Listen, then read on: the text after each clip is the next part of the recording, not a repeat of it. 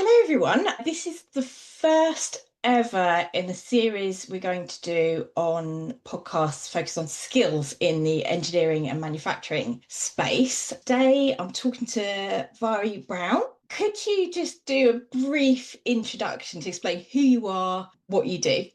Yep. Hello. Thank you very much for having me on. Very excited to be here. I'm Mhairi Brown. My company is Skyland Aviation. We are a small consultancy company. Don't let the aviation name fool you. We're not specifically in aviation. My background is manufacturing, although I have spent quite a bit of time in MRO from an aviation point of view. Our business helps businesses identify value through lean tools, looking at the culture within an organisation, trying to just identify value and put in some systems and processes to allow businesses to flourish and transform. Fantastic. And I'm talking to you about skills because you're doing a lot of work in that area, aren't you? One of the clients that we have just now is Fife College. I'm supporting their engineering and construction department, look at how we create better links with industry in terms of our apprenticeships, but not just thinking about industry, thinking about those wider groups that support businesses. So businesses like Scottish Engineering, like Seed here, Fife College are based. There's also a Freeport in that area as well. It's looking at how we create a framework to bring all these organisations together. From what I see just now, there are so many small pockets of great work being done, Yes. but how effective actually is that in changing things? I did my apprenticeship 30 years ago, and when I look at apprenticeships now versus then, I don't think they're radically different, to be honest with you. So in 30 years, what's actually changed and what do we need to change? Hopefully not in the next 30 years, hopefully sooner than that, because we're talking about skills and there is a massive skills shortage in Scotland. Scottish Engineering Report suggests that we need 58% more engineers by 2017. This isn't something that we're thinking about in 5 years and 10 years.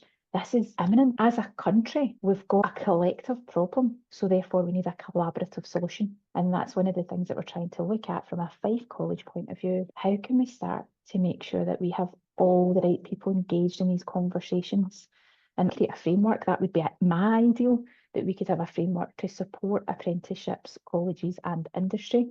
Currently, I think there's just so many different roads to go with it, even when you look at the apprenticeship framework delivered from SDS as well. There's so many different types and so many different ways through that. It's like a minefield, to be honest with you. Do you think that having done an apprenticeship yourself, that's how your career started, do you think that Yeah. gives you a different perspective that maybe other people working in the area don't have? I think it puts you in a position whereby you understand what the young people doing apprenticeships are feeling like, but then thinking about it in terms of industry as well, supporting businesses within MRO and aerospace. And again, it's looking at what skills these businesses need of Yeah. apprenticeship, not just apprentices, of people as they Yes. move forward. We're now at the stage where we have a lot of our technical expertise coming to retirement age and leaving business. How do we then fill that gap at the front end? And I believe that schools have pushed so much for university over the years and not necessarily guiding young people towards apprenticeships, that you now have that skills deficit of real hands-on engineering technical type roles that is really missing, and as the Scottish Engineering Report suggests, is sorely needed. I think it gives me a bit of an insight into a few different areas, having done that apprenticeship. As to how that kind of sets the scene moving forward, we'll see. I don't want to think about how many years, but when I was at school in England, it was the same thing. It was very much the attitude that if you don't go to university, you've already failed. And that's a terrible message. Especially when there are so many routes. I've got three kids all in high school, and my daughter's actually just left school just now. She started fifth year and decided that school's never been for her. She's now actually at college. And part of the reasoning behind that was when she was in fourth year,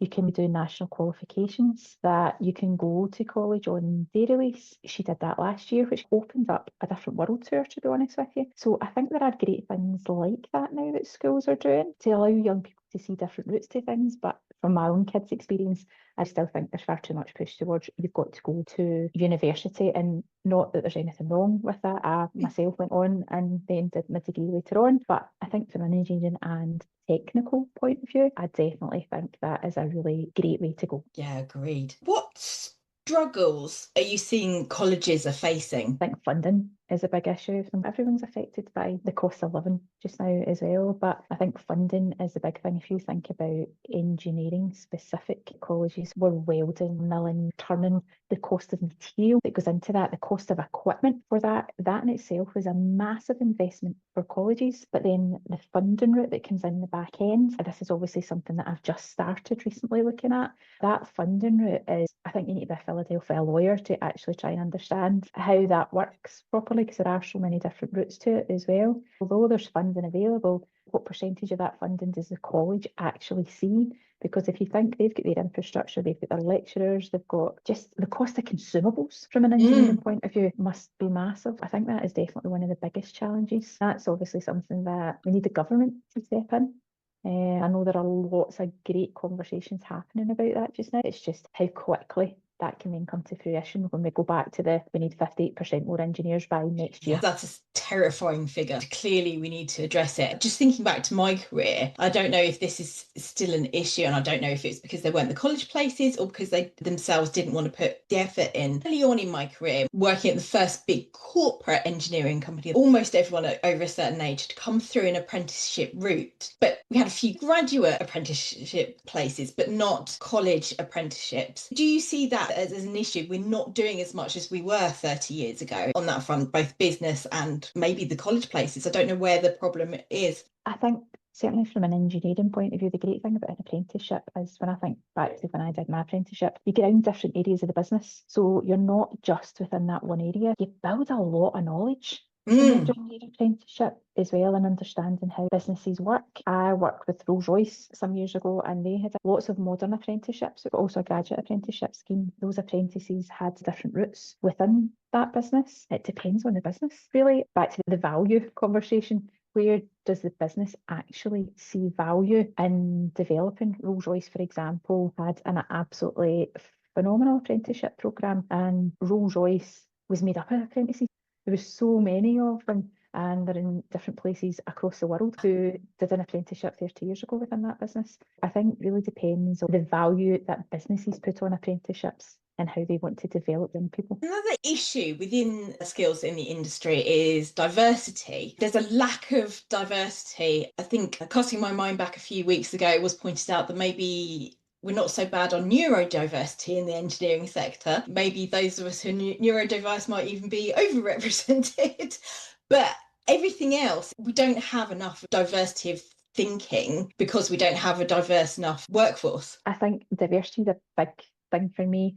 I get pulled into the women in engineering conversation quite often. To be honest, it's something that annoys me, because I don't think of myself as a woman in engineering. I'm just an engineer. And I think the narrative needs to change. We need to be talking about diversity and inclusion, because when you think about what is engineering, it's problem solving. If we only have like-minded people trying to solve those problems, we won't always get the best solution. I was on a panel a few weeks ago at the Manufacturing and Supply Chain Conference in Glasgow, and that was one of the things that we were actually talking about, the massive skills gap that we have. So how do we recruit 58% of people in engineering? How do we get more apprentices involved? It's back to the funding thing, but then thinking about it in terms of actually how do we upskill people who are currently involved in other industries into engineering. And there's a bit again whereby we talk about engineering, maths and physics. That's just what you have to have for it. And whilst I understand that from a qualification point of view, I think we're also excluding a lot of fabulous problem solvers from being engineers because they're maybe not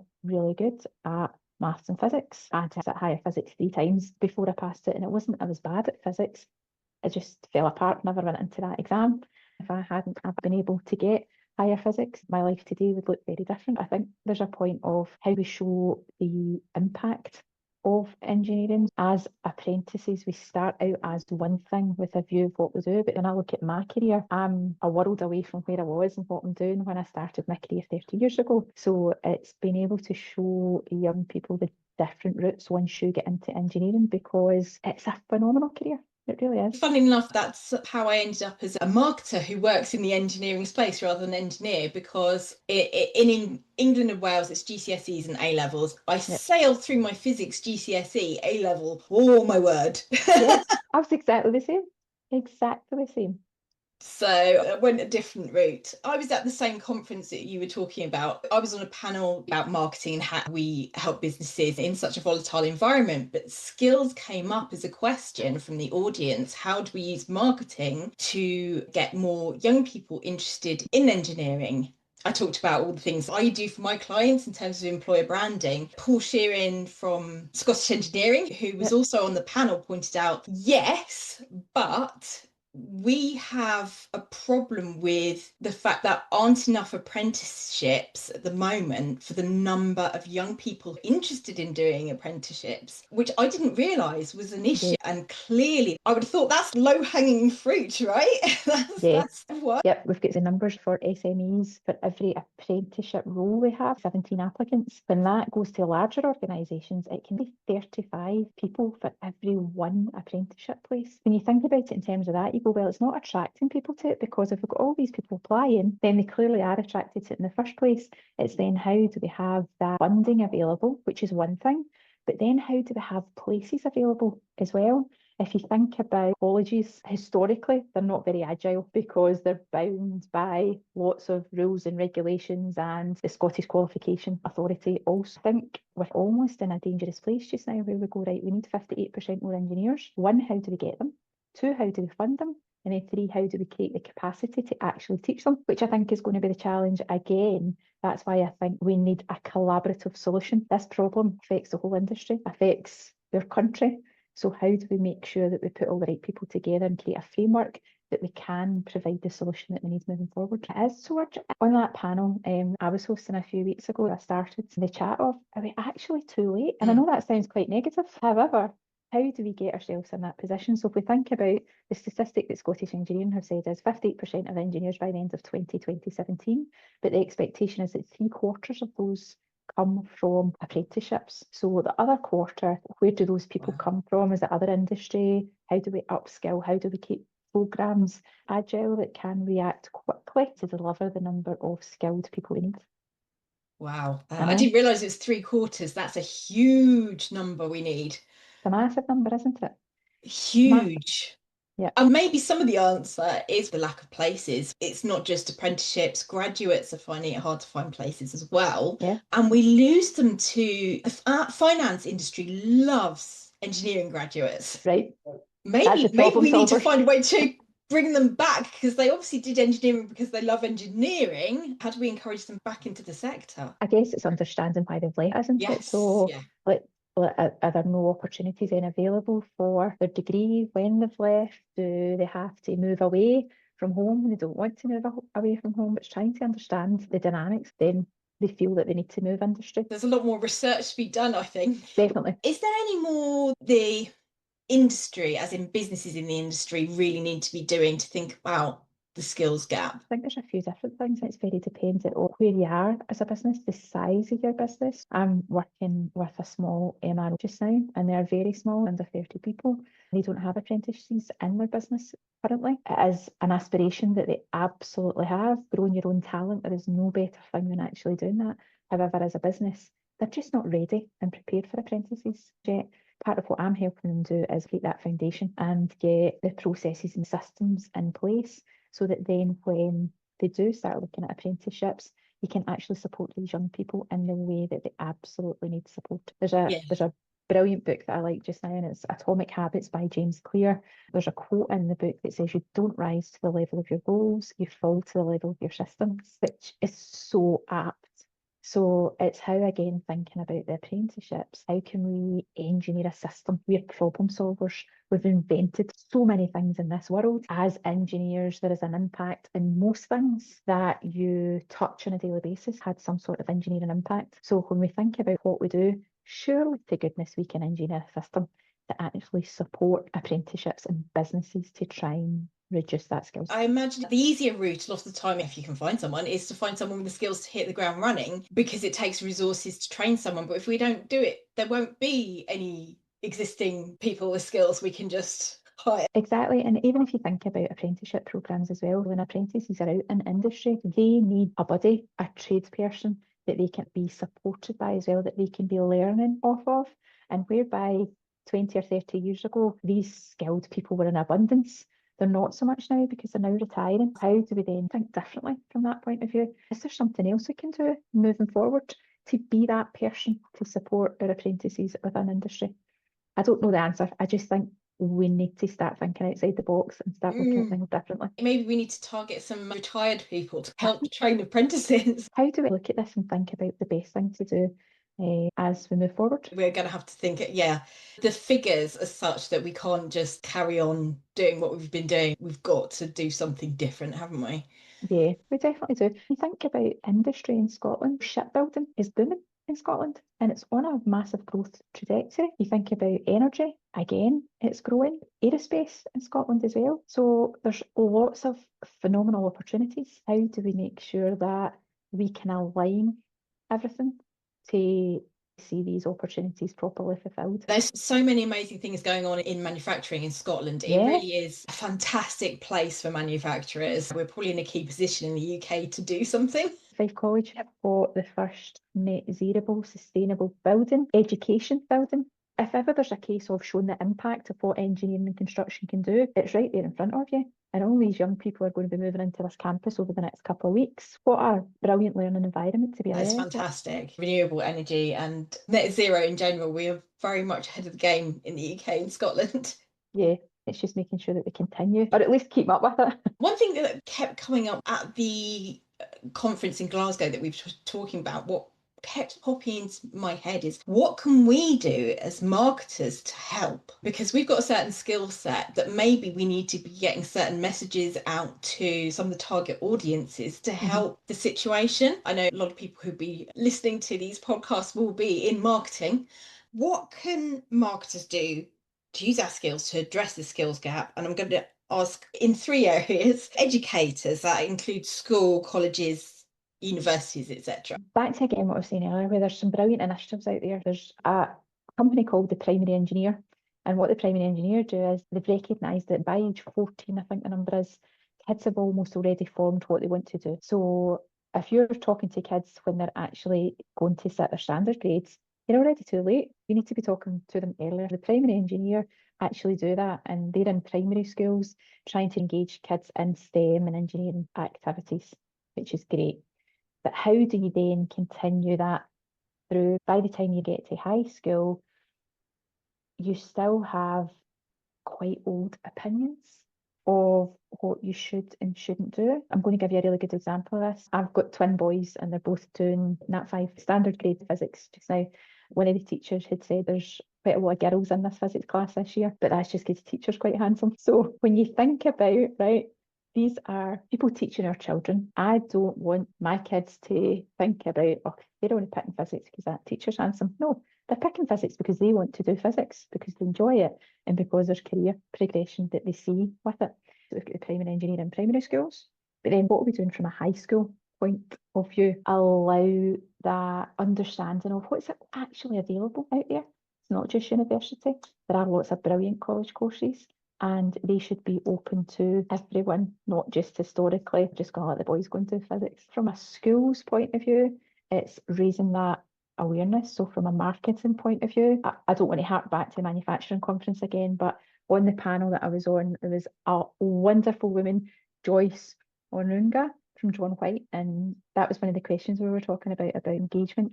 And Joyce made the point of you need to show people the impact of things. So again, from a kid's point of view, how do you show them the impact? Listen, maybe it's TikTok videos, maybe it's Instagram. How do you then just think about this is what's available to you, and it's not all engineering's dark and dingy and dirty and you're going to get your hands dirty and you're going to have to wear steel toe cap boots. It's just showing what else is available. Kids aren't looking at LinkedIn, and I'm not sure teachers are either. So how do you actually get that point across to them? From a marketing point of view, it's thinking about it in those terms. What should we be doing towards industry? I guess how fabulous it is to have apprentices. I think businesses understand the importance of apprentices, but they don't always have the funding to employ them. I don't know what we can do from a marketing point of view. I think it's more the marketing should be involved at lobbying the government and STS for funding. Yeah, that was going to be my next well. question. What should we do to market it to the government?